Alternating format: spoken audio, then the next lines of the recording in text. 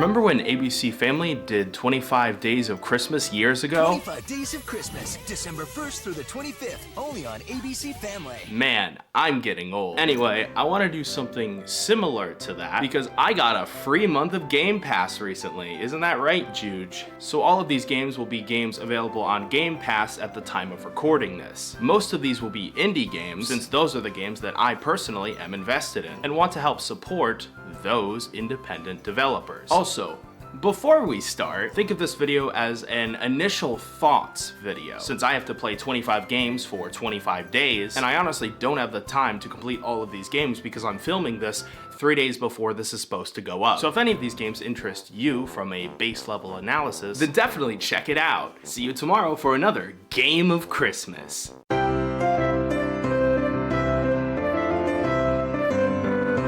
The first game is an obvious choice, since it's one game that I've been hyperfixated on for years. While simple in concept, Slay the Spire has so much variety, from the characters you choose to the cards. Each character has its own separate set of cards to use in battle, as well as unique abilities, and you can level up each character to gain new cards along the way. While being a turn-based card game, you can also choose the path which you go down, giving you the freedom to descent into madness whichever way you choose. This is why planning a specific route in every single map is important, because sometimes you can even bypass bosses if you look hard enough, which can save you in the long run. Slay the Spire is a mindless strategy game. That's not to say it's bad by any means, it's just that once you understand the mechanics, it's a really easy game to pick up and play without much thought. Once you get the basics, the only thing you'll need to keep in mind are the specific abilities the enemies have, and then account for what their actions are going to be, so that way you can be prepared to defend with the cards in your hand. I like this game a lot. I've played it for years, and I'd recommend it to anyone who likes turn-based strategy or card games. See you tomorrow for another Game of Christmas. Now,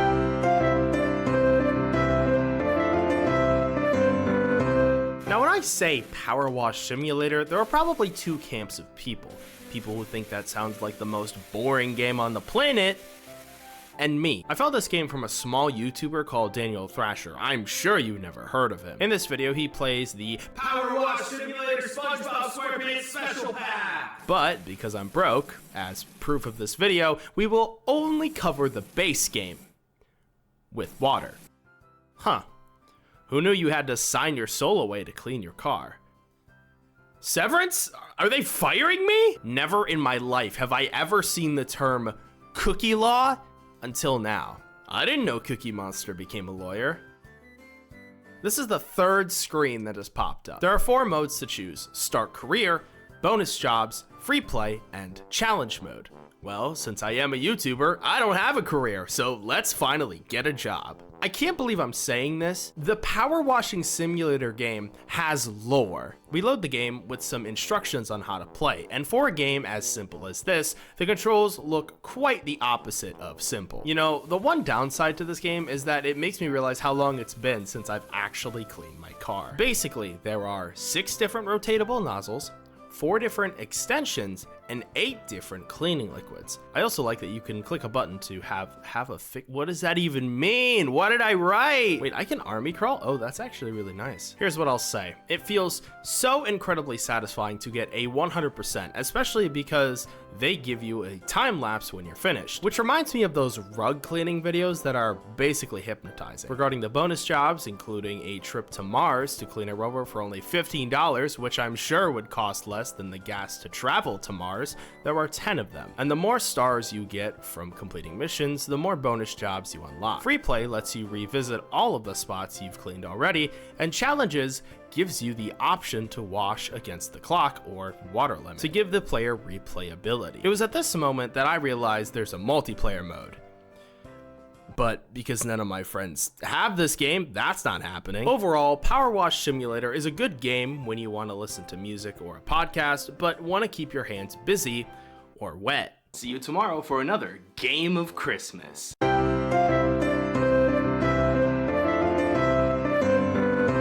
This one has been on my bucket list for a while. I've played Stick Fight with my friends for years, and it is a go-to multiplayer game for us. This is basically that, but you can crawl on walls and have lightsabers. So to any Spider-Man or Star Wars fans who are broke, you're welcome. I spawned in with music that hyped me up to play, as well as instructions on screen, which actually looked simple unlike last time. There are 4 modes: Wave Survival, Parkour, Versus Battle, and Tears of Heck. Wave Survival pins you up against enemies spawning in while you grab a weapon to attack. You also can choose upgrades in between rounds. My initial response to the controlling mechanics was that I noticed that this game will take a while for me to get used to the controls.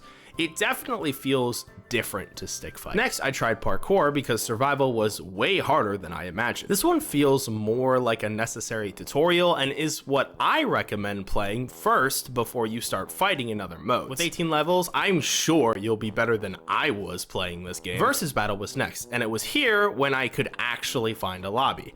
Suffice to say, my skills did not carry over from stick fight to Spiderheck. In this game, it's very neon infused, fast, and not a glitchy mess like stick fight. You need a weapon to fight, so you can't do an unarmed attack, and you don't automatically pick up weapons. I did get my first win though, so that was kind of nice. Tears of Heck has 27 levels. Wow, that's more than hell itself, plus a custom mode option. In this, you fight 3 waves of enemies, and that's about it.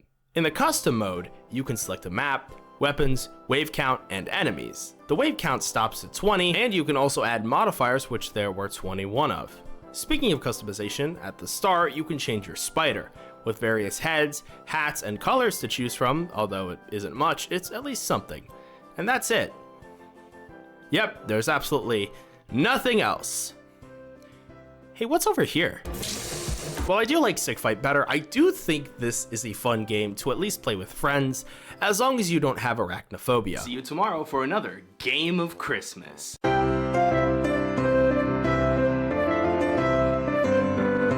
We start with an 8-bit swing fusion of music, and there's an immediate realization that this game has a decent amount of reading. We first get a sword from a chest and then head over to our first enemy. Dragging the dice over to the sword will activate an attack.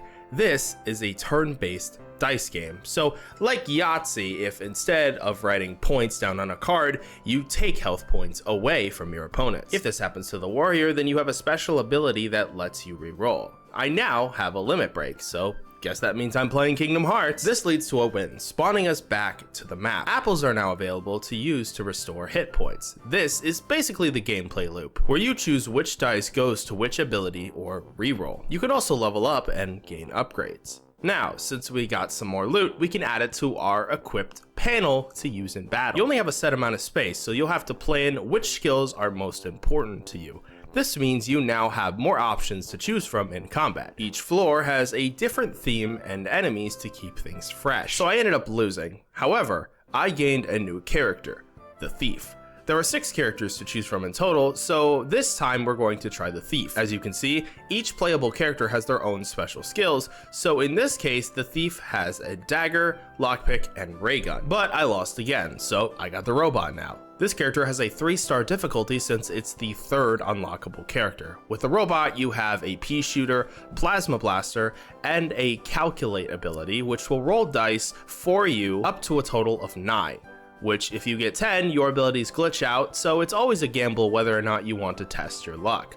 Honestly, this character is my favorite. We have now arrived at our first ever shop experience. Here, you can purchase abilities for various gold amounts. I chose the spike shield because I have exactly 3 gold. The blacksmith is another destination which can greatly help you out. You can upgrade abilities to level them up to make them stronger. I chose the buster sword since it's immune to errors, meaning that if I reroll a total of 10, I can still fight. Up next is the inventor. 4-star difficulty, special weapons cater to the character, you get it. The only difference is it gives me the option to throw away old equipment, which is a different mechanic I was not expecting. This means that after each round, you must scrap a special ability for a new one after each round of combat. It's also so easy to damage stack if you have the right equipment. At this point, it seems like the more I play, the better I get. The 5th character is a witch. Now, this character is vastly different from the rest since you get a spell book. This lets you change spells to your liking, and you can have up to 4 spells in total. You also get to throw dice as an actual attack since you have less abilities to choose from. If you roll the specific numbers that match the spell labels, you can use them in combat. Last of all, the locked contestant. I'm not sure what this does, mostly because it's still not unlocked. How great. I unlocked a frog though. I also have no idea what it does. Well, that leaves us with 2 more modes, the Dicey Dungeons Halloween Special and the Dicey Dungeons Reunion. With the Halloween Special changing the music, the host having a new costume, and new spooky areas with new enemies. This mode also introduces Challenge Mode, which changes the rules of the base game and is further revealed the deeper you go. The Reunion is revealed to have the final character, the Jester. This character has a deck of 7 cards with 2 draws per turn. You can add to this deck by adding cards that you can find in treasure chests. If you like Slay the Spire, you'll probably like this character the most. Basically, the game changes depending on who you select, which is a great way to keep gameplay fresh. This is definitely one of my new favorite strategy games. See you tomorrow for another Game of Christmas.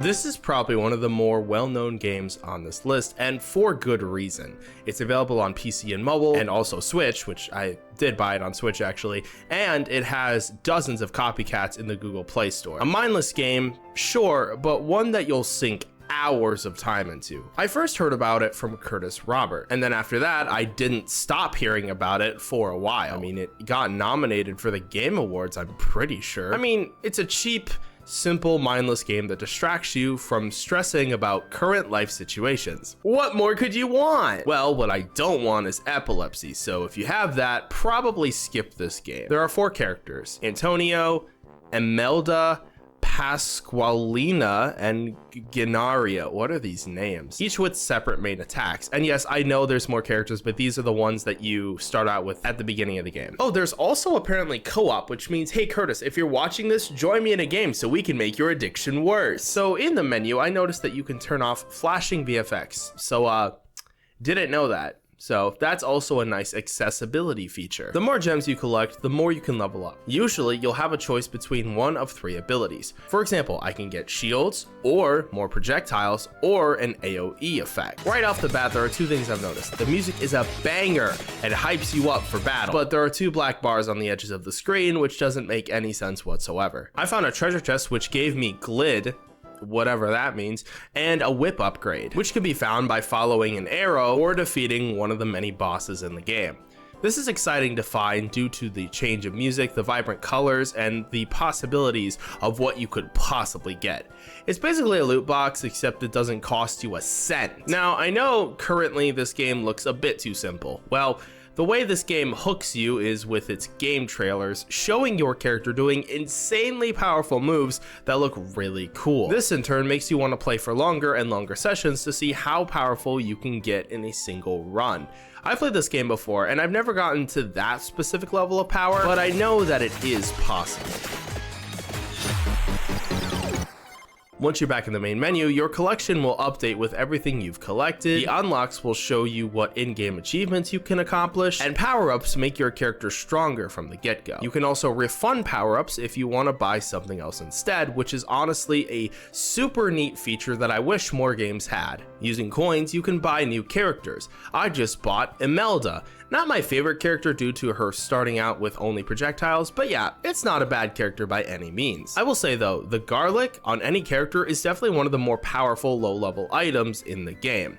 I also got a time bomb, which I've never seen before in game, as well as fire breath. I just got a treasure chest with like 600 gold and 5 upgrades. This is crazy. I've never gotten this far before. Okay, so there's actually 5 characters I'm seeing so far, which I just unlocked, and the newest one is called Arca. But for now, next we have Pasqualina? I don't know these names. Also, I now unlocked a 2nd stage? I thought there was only 1 stage. Well, apparently there's 8 of them. Anyways, his main attacks cut through enemies and bounce off walls.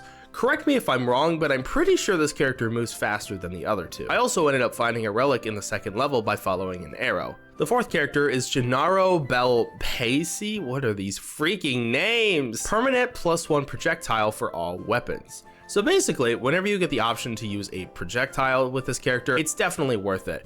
Honestly, this is probably my favorite character in the entire game due to this alone. It makes your character way more powerful than some of the other ones in a shorter time. Weapon evolutions and unions. Huh. What?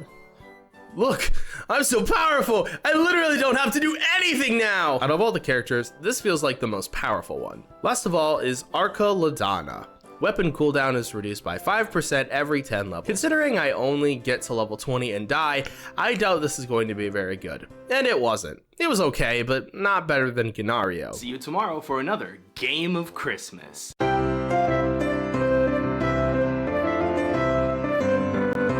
I know virtually nothing about this game. All I can assume is that you unpack a room and that's it, which doesn't make sense because this game has mostly positive reviews. Let's find out why this game is so highly praised. The art style is simplistic, subtle pixelation mixed with a soft acoustic and electronic vibe. We start in 1997 with what appears to be a dorm room. Once a box is fully emptied, it just disappears.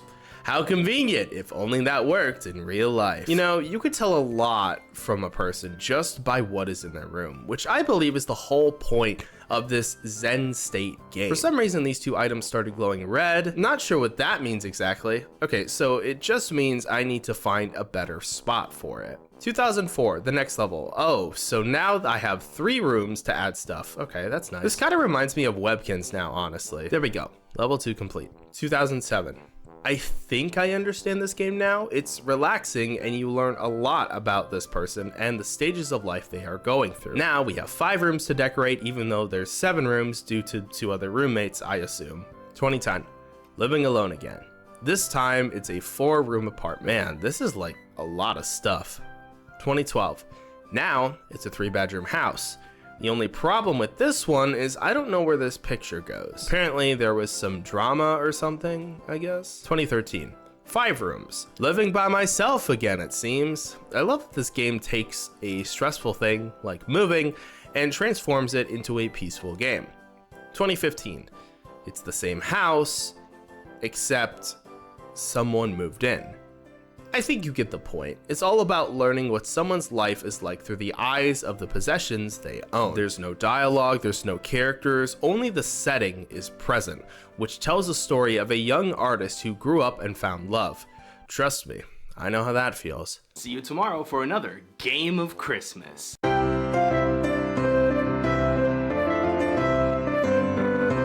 Oh, gosh.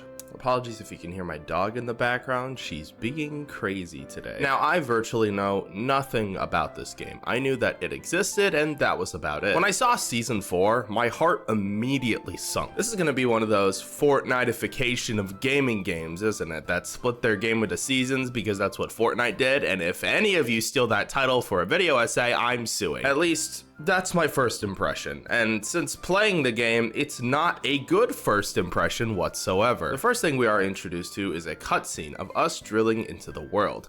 This is the tutorial segment where we learn how to use flares, the robot, and the pickaxe. I was getting flashbacks to Minecraft, but just then my inventory was full and I had to use the assistance of the robot. You basically have unlimited torches, flares, so you'll never be in total darkness. It then told me to sprint, but why would I when there's nothing here? What I did find were red crystals, which heal you. And wait, I have a zip line? How fun. I do have one problem with the game though. Every single time you find a new crystal, Die, worthless crystal. After this realization, I got swarmed by spiders since this guy left me for dead. Thanks for the confidence. So this mission here is to extract Morkite. When I extract these blue crystals, all I get is... I really can't use this for anything. Then why are they both blue? Guess I've just been wasting time getting these. Anyways, I used the scanner and I realized 2 things. 1, this gives me Ape Escape vibes, and 2, it's a very useful tool that helps you find the next path. I finally found the Morkite because it literally says that when I mine it. How did I not notice this before? I also noticed that if you pour the gems onto the floor, it'll still appear in the robot. What's the point of pouring them in then? Once the mission was over, you have to get back to the escape pod while enemies try to kill you in the process. Even if you make it there with minutes to spare, you still have to wait for the robot to get to the escape pod, so you can't just leave without it.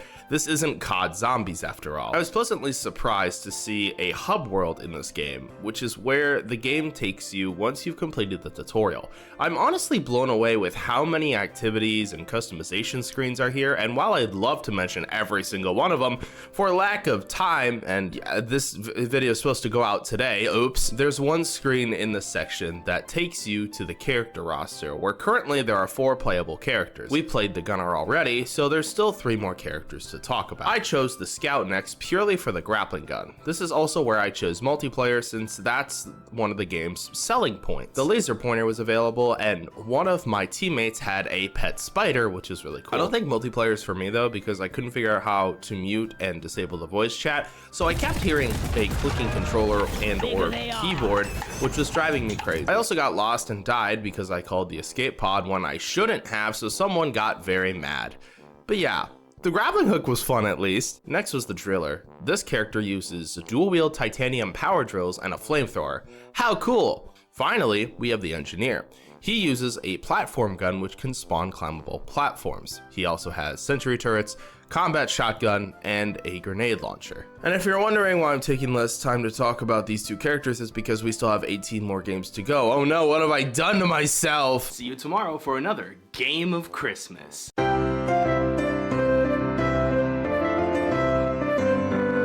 I found this from Noodle originally and played the demo because of him.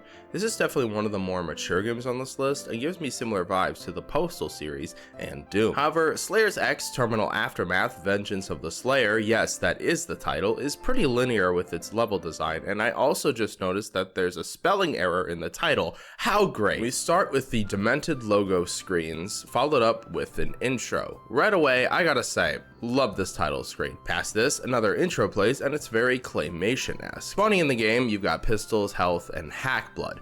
Enemies attack you, you shoot to defend yourself. This is basically the gameplay loop, all while trying to avenge your mother. What a wholesome time. Now for me, I'm a sucker for games with low poly count since it reminds me of the PS1/PS2 era of gaming, which I cherish dearly, so I love this art style. As the story progresses, we get the S-Blade, where it's also revealed that the hack blood talisman needs to be recovered before the enemies get to it. Using the S-Blade sends out a shock charge to defeat enemies, which feels great to use. You can also use it as a melee weapon. This is a very fast-paced action shooter, so you'll have to be quick on your feet at all times, scavenging ammo when possible because you'll fly through bullets so fast. Platforming is also possible here and is necessary to progress. So yeah, Slayer's X Terminal Aftermath Vengeance of the Slayer is loud, aggressive, and an adrenaline rush of a game. If you think it interests you, check it out. Although if you're afraid of PNGs, I wouldn't recommend it. See you tomorrow for another Game of Christmas.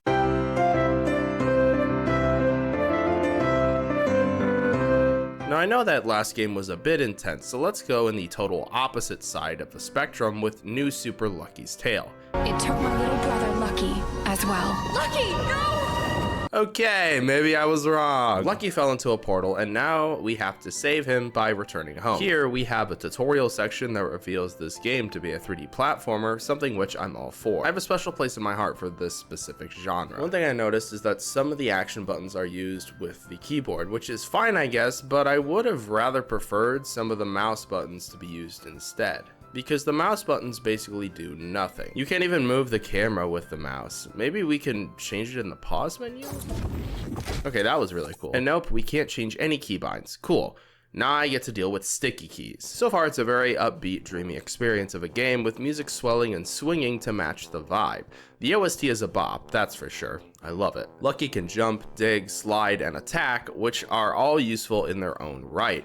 Besides my gripe about the keyboard, I do like how he controls. It feels natural. You can get coins, hearts, lives, letters, and help out the creatures living in the land. Some of it is mission based and some of it has to do with these specific levels. Both of these I do really enjoy quite a lot. The more objectives you get done in a single level, the more badges you get, which if you get everything completed in a level, you get a 100%. This is honestly a super simple game, so getting stuck is actually pretty difficult. All you have to do is look around until you find everything.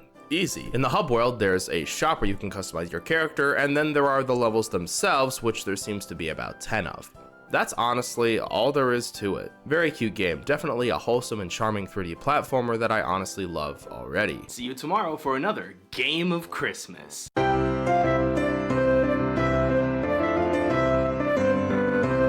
Since I like strategy games, this next was easy to choose.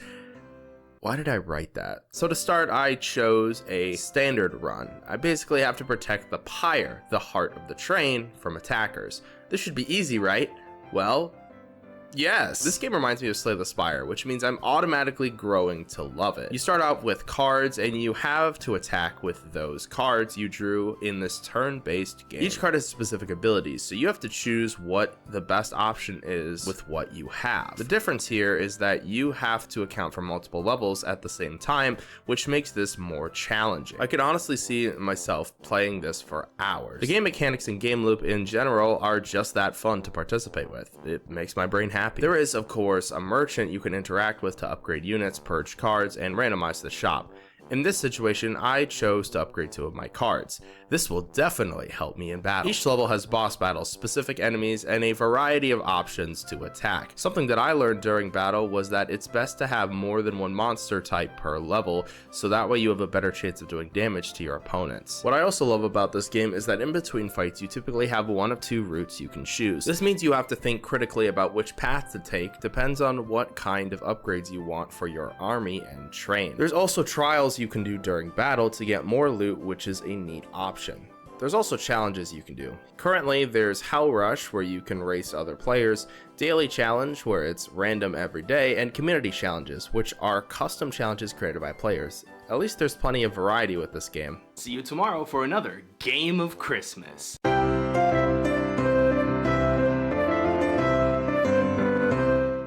Okay, this is like my 4th recording of today.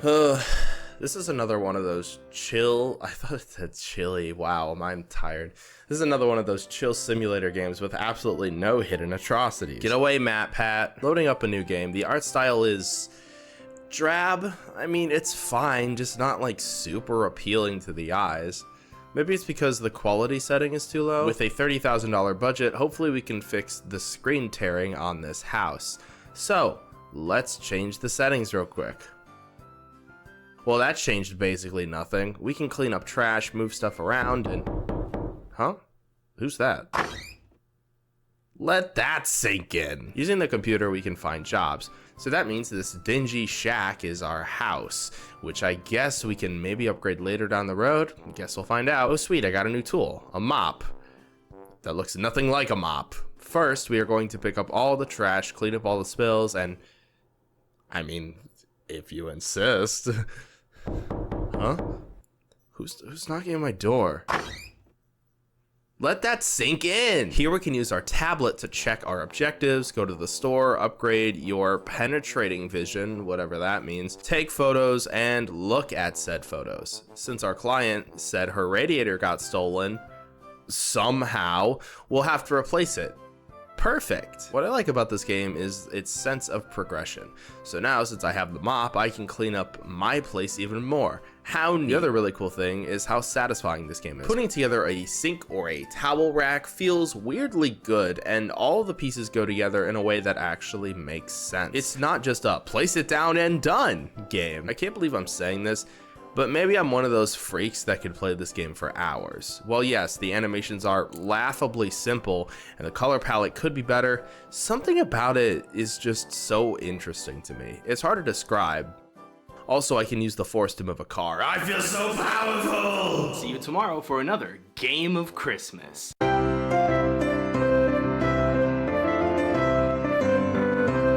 This one wasn't originally going to be on the list because I didn't know about it until just now. What I expected to be an artsy cooking sim actually turned out to be a story-based game with a lot of heart. This is through the eyes of Venba, the main protagonist. In this game, cooking is used as a storytelling device to further the story, which is nice because I just expected this game to be a cooking mama type game. Thankfully though, the characters are fleshed out right at the beginning of the game so you can understand them and their struggles right from the start. I wonder what will happen. Each chapter is pretty short, which makes sense because each chapter is a day, and each day brings its own struggles to try to figure out, even if it occasionally seems humorous. Overall, it seems like a pretty wholesome game so far. I will say, the music in this game goes hard. It fits very well with the vibe and the aesthetic of the art style.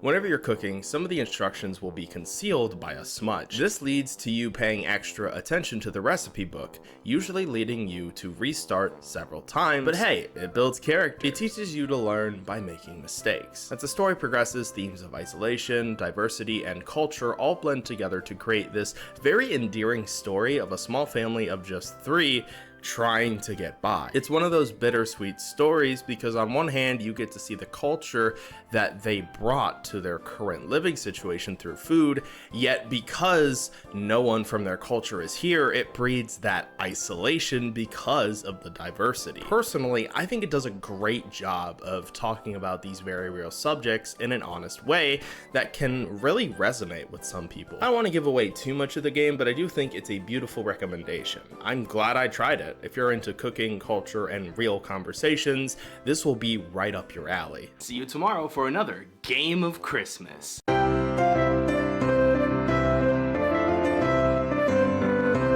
When I first heard of this game, I thought it was multiplayer only. Apparently there's also a single player mode, so we'll go over both. Let's see what's in store for us.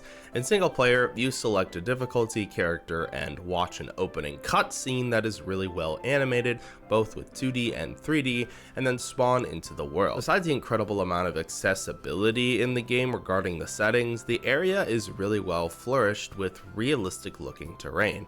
Also, how did they get a computer here? Here you can fight bugs, get supplies, analyze parts, and follow objectives. You can level up your brain power by analyzing enough items to unlock level-specific recipes and blueprints, which gives the game a good progression system. I wonder what else we'll find. Now basically you have to find food and water, otherwise you'll die. This means you'll have to savage the earth and try to not die in the process. And since it's an open world, there's plenty of plants to harvest. There's also a custom option. Here is a barren open land for you to do whatever you want. Okay, maybe this isn't for me. In multiplayer, you can... that's weird. There are no servers. That's okay, I'll host a creative mode. Here I can access mutations, which gives the player more abilities. Besides that, I don't think there's much of a difference between survival and creative. See you tomorrow for another Game of Christmas.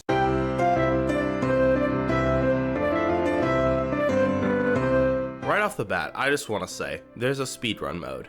You're welcome! Also, this game was controller friendly, which is an immediate plus for me because the more I can use controller instead of keyboard and mouse, the better. This fox is our main character, surrounded by sleek polygonal terrain, accompanied by a very wistful and electronic soundtrack.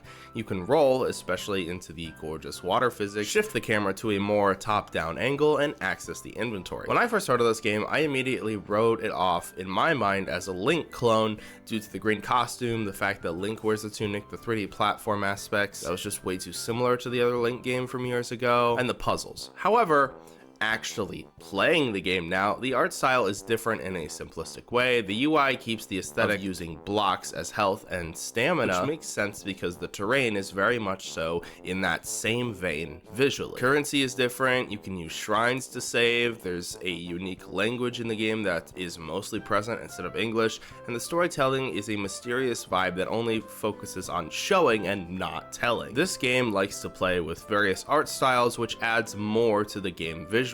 For example, the piece of paper you find. This item informs us of the bell, the door, and some helpful instructions if we need it. One thing I kept accidentally doing is opening up the inventory. This is because during combat it says hit L2, so I do, but it opens the menu instead. This is because I mostly use PlayStation controls and this is set for Xbox.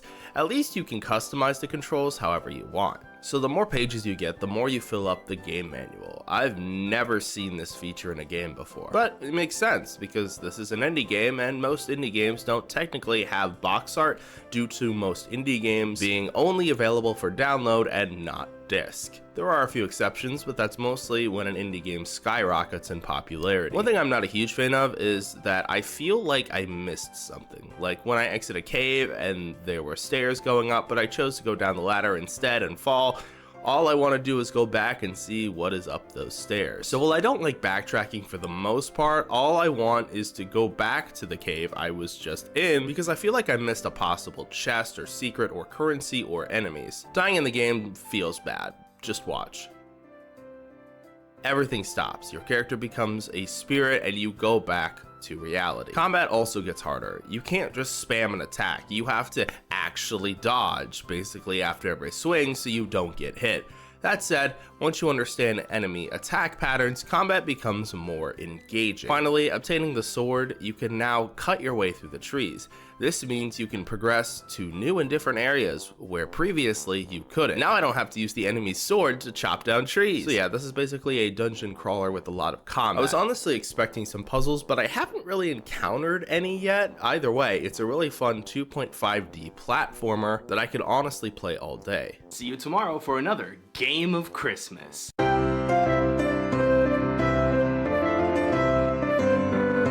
As many of you may or may not know, I am a huge fan of Sherlock.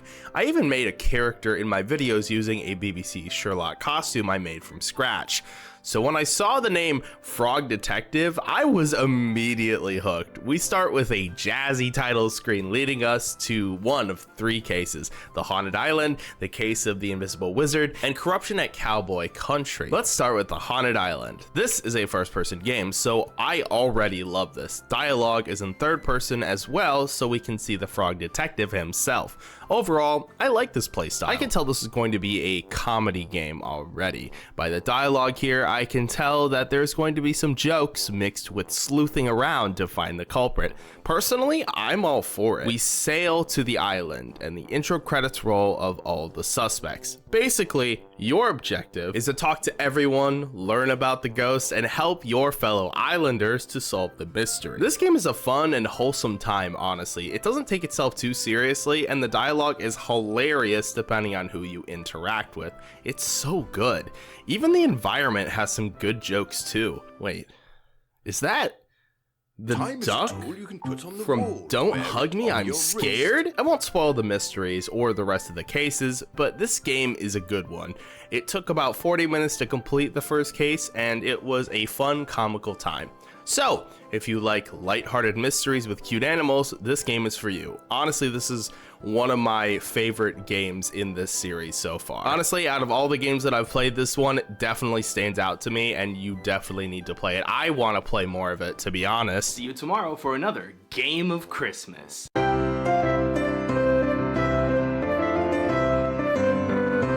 I heard about this game from one of my friends actually. He played it on his computer while I watched, so I am familiar with this game, but not to an expert degree. As the medieval soundtrack twangs, you can choose to skip the tutorial or not.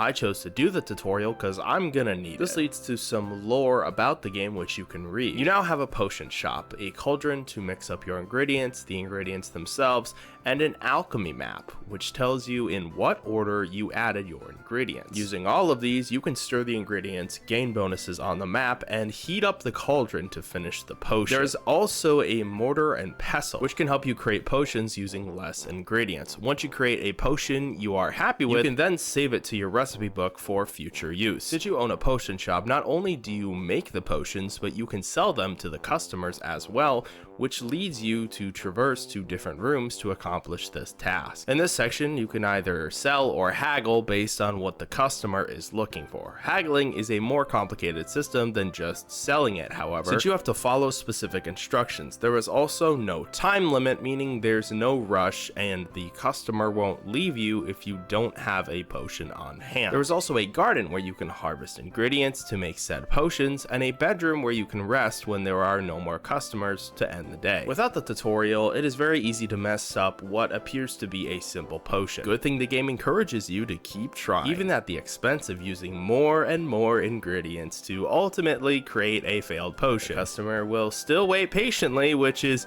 very nice of them. I will say though, once you finish the right potion for the customer, it feels great. Sometimes the customer will either be to the point or tell a story that can be difficult to figure out what they actually need. If you offer enough wrong potions, they will just leave, so you really have to read and fully understand their problem in order to solve it. So yes, while they are patient, they will not be patient if you keep handing them the wrong potion. Sometimes while trying to find a specific effect, you may find yourself in a situation where you're just about to ruin a potion. Have no fear, water is here. With water, you can save a potion by moving the potion over in another direction so you don't destroy it and waste ingredients. It's a pretty simple game, mostly trial and error though. From my experience, most people want healing potions, so as long as you know that and have the ingredients for it, you should be good to go. See you tomorrow for another Game of Christmas.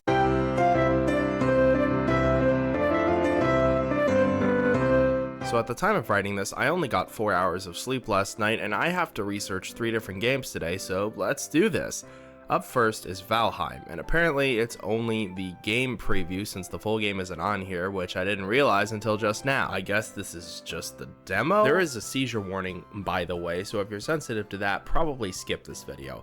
Also, another screen appears saying some game features might not work and the game might crash.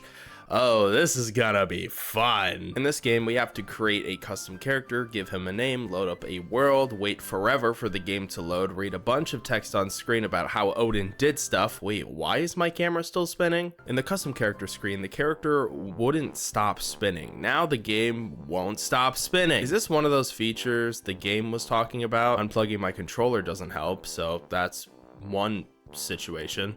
Okay, maybe restarting the game will help. So now we're not spinning. We should be good. Here, we can talk to the tutorial crow to give us instructions on how this all works.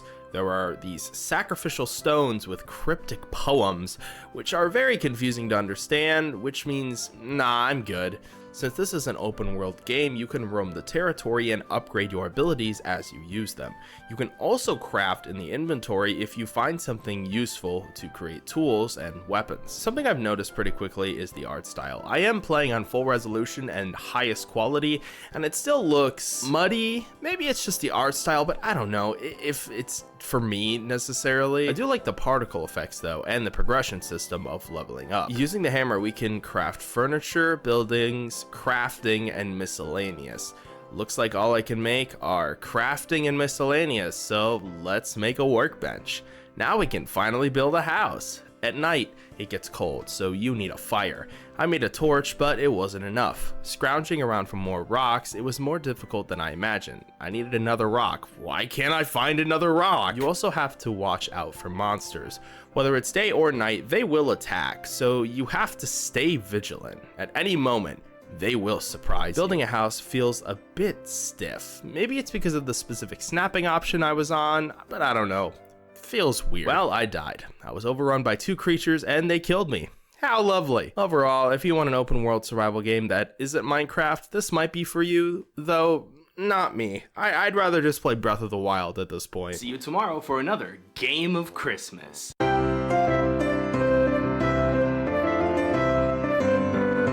One of my friends started playing this a while ago, which is how I heard about it. It's a turn-based RPG that uses pixel graphics. Wow, how original of a concept. This game, however, isn't your basic RPG. At the start, you get to pick between 2 characters, with the archivist being the narrator of this tale you play. It begins out of the gate with the combat and doesn't just cut to another screen, and is in fact seamless between dialogue and fight, which I greatly appreciate. You can jump, climb, unroll ladders to traverse the land, all being done by one-handed gaming if you so wish, since WASD and the spacebar can be used to control your character. You can also save using a magic book. One thing I love about this game are the various art styles. It can switch from pixelated to animation, back to pixelated, to higher quality images, to zoomed out tiny pixels, and so on. I love this attention to detail. The sound design is also really good. From the music, the walking sound effects, and the battling, everything fits so well into the world to the point where it can become unnoticeable sometimes. Blending these audio waves truly took some talent. Combat in the game is very intriguing. It's all about timing the press of your spacebar to the attack of your character for more damage. You can also block using the same method. I'm not going to spoil the story because frankly, it's a lot to keep track of, and I'll admit it, I was too tired to understand every single word that was said, but you can tell a lot of forethought was put into this specific story, so it's definitely worth trying. While the pace of the character movement is fast, the dialogue is the exact opposite. There's so much reading and exposition, so if you're into games with no voiceover and all reading, go for it. For me personally, I prefer when games have dialogue I can actually listen to. See you tomorrow for another Game of Christmas.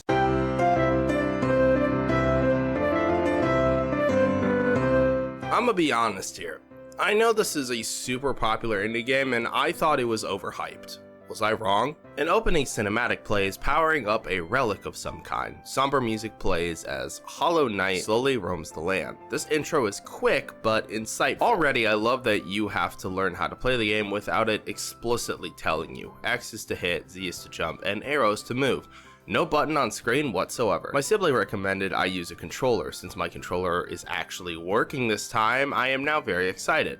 Let's journey forward. There are simple enemies that drop coins, snail shells, flowers. I can't tell right now. Right away, the art style is hooking me. It's greatly polished, has a depth of field, and the camera moves incredibly smooth. It's dark, mysterious, and engages the player to question everything. As you can tell, this is a 2D platformer. Although the specific playstyle tends to get overused in the indie game sphere, this game came out in 2017, so it was known as one of the more popular ones in its category due to how old it is already. Since it's 2023 and I'm just now playing it, it took me a while to actually start playing it due to the 2D platform fatigue over the years. One thing that stands out to me is the destructible environment. I absolutely love when games do this. It makes you feel more in control of your character, and honestly, smashing stuff is just fun. There's a guy who you can buy a map from, and there's also a shop, but because I died, I have no more shells, which is why I ended up back at the bench, since it is where you rest, aka save. I always find checkpoints or save points to always be very unique in video games. They always look and feel different depending on the game. This game is brutal. You have about 5 hit points and can get more, but if you die, you lose everything. Thankfully, I play roguelikes, so I'm used to it. At least pools heal you. This is a dungeon crawler that, although has simple fighting mechanics, can be really challenging due to the enemies. So if you want a 2D platformer that's kind of difficult, this is for you. See you tomorrow for another Game of Christmas.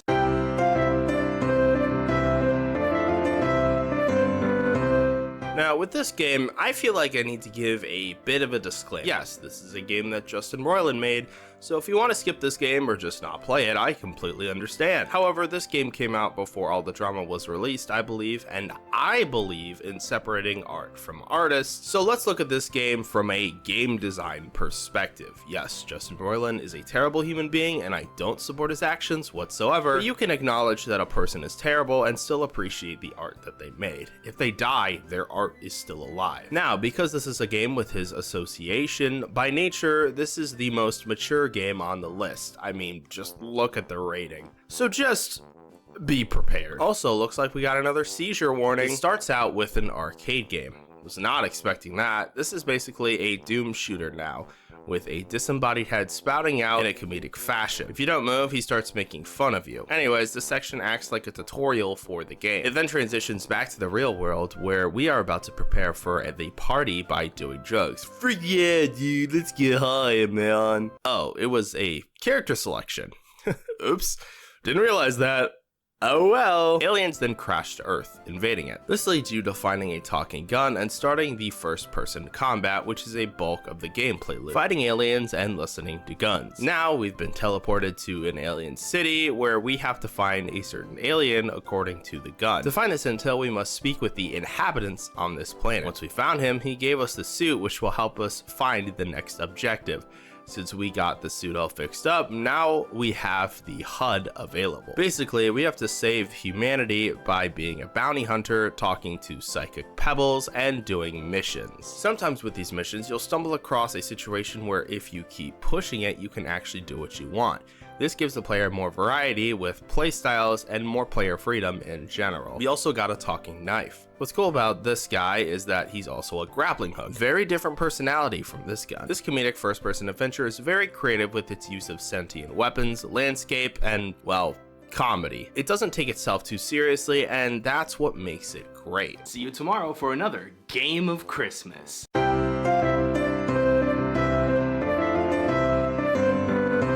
This is one of those computer simulator games. The most recent games I've played like this was Emily Was Away, so we'll have to see what this game focuses on instead of a failing relationship. So far, it seems to be a combination of the future mixed with nostalgia to create this familiar yet new world. Now we gotta go through a tutorial. So this seems to be an enforcer walkthrough of how to protect the HypnoSpace. This means we have to complete cases in order to accomplish this. There was a lot of info that I learned from this page, so hopefully now we know how to play.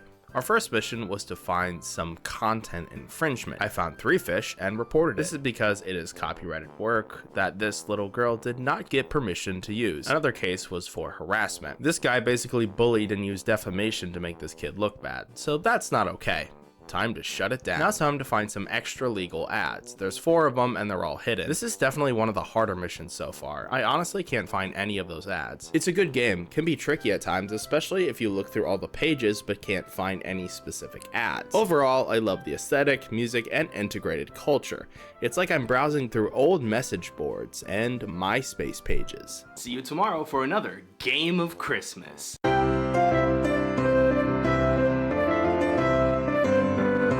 All I know about this game is that it's a 3D platformer where you clean gunk. I watched the trailer and it intrigued me, but I never got around to playing it. Until now. We land on this planet from a spaceship. We have a right robot arm, intercom dialogue back and forth between this player and the ship, and the robot hand is actually a scanner. Oh, also, it's basically a vacuum from Luigi's Mansion. The physics of the actual gunk itself kind of reminds me of Venom. Once the ship lands after cleaning the gunk, Bex and a robot lawyer exit the vessel, addressing the fact that more gunk needs to be cleared for our tools on the ship to work. There's also a shop in the menu, but I have no currency, so we'll come back to that later. This means that our first objective is to collect metal. In the meantime, we can collect other resources for future use. Sweet, I finally found some metal underground. What I like about this game is that while you're traversing the land, at the same time, you're understanding the relationship between Ronnie and Bex. It's revealed here that this main character could have died, but thankfully, she only lost an arm instead of her life, hence the robot arm. It never comes off as forceful or out of place, and since they're both stranded here for now, they have to communicate to survive, which makes sense why they'll check in with each other on occasion. Using the metal, we've now upgraded our glove. This allows Ronnie to pull the plant out of the ground, which we will use as a staircase to clean more gunk, leading us to opening up another pathway. Since we learned a new skill, you can use this ability to solve environmental puzzles as you search for more gunk. This game looks really good. The beautiful yet mysterious scenery blended with the natural alien life force pairs perfectly, along with some hopeful strings in the form of music to encourage us along the way. It really helps the player want to keep traveling deeper into this alien jungle. Combat in this game is very clever. Instead of just handing you a gun to shoot enemies, the game utilizes the tool you already have to cause chaos. This means you can suck and throw enemies into each other, making this robot arm all-purpose. I really like this 3D platforming story game. It's got some unquestionable intrigue, and it's one I definitely recommend. See you tomorrow for another Game of Christmas.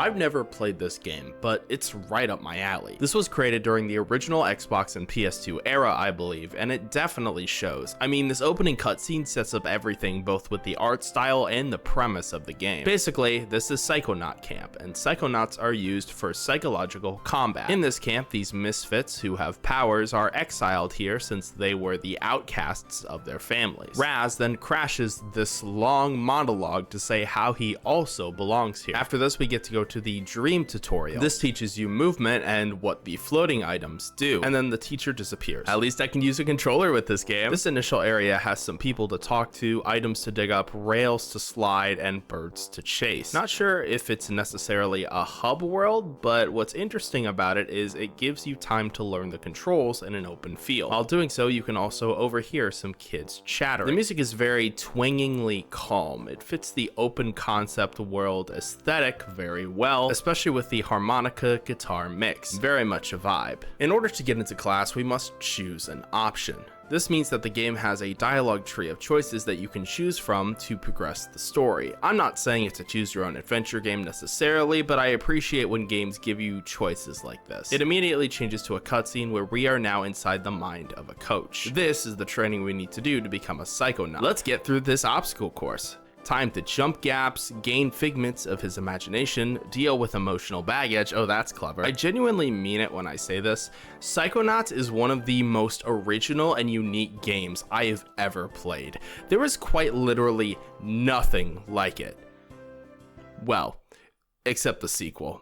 Even the controls on my controller are so completely different than any game I've ever played. See you tomorrow for another Game of Christmas.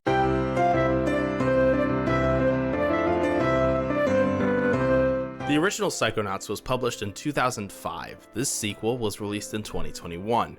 Since there's about a 16-year gap, surely this game will be improved, right? Well, for one, now my controller doesn't work. 2, there's actually a disclaimer about mental health, which I know wasn't in the original, and I greatly appreciate this. A cutscene starts the game, which gives more backstory about the character and the story of the first game for recap's sake. Then, a very smooth menu screen takes us to the start of the game. Since this game was made in Unreal Engine, it already looks even more polished than the original. Since this is later in the story, it means that Raz is now grown up and is now working at the office at the Psychonauts headquarters. This change makes a lot of sense because the players who grew up with the original game back in 2005 are obviously older now, so putting Raz in an office setting immediately makes the character more relatable, especially if the player has also gone to a camp of some kind. Anyways, now it's time to trail one of the workers who's acting sus. Oh my gosh, it's the adventure line from the Stanley Parable! Wow! I'm noticing some immediate changes already. We can dodge and use psychic powers now. And that's basically all that's changed besides the updated art style. There are still figments and attackable NPCs, so I'm glad they kept that. I love that they still have this theme of the mind with this series. It's just so interesting to me, especially that they are now personifying even more workings of the mind. Really cool concept that they are further fleshing out. What I'm realizing, however, is just how more unsettling this game is than the previous one. The dental doors are so off-putting, no wonder there was a disclaimer. Sure, it still has that lighthearted charm, but it definitely clashes a little bit. Way more psychologically deranged than the last time. See you tomorrow for another Game of Christmas.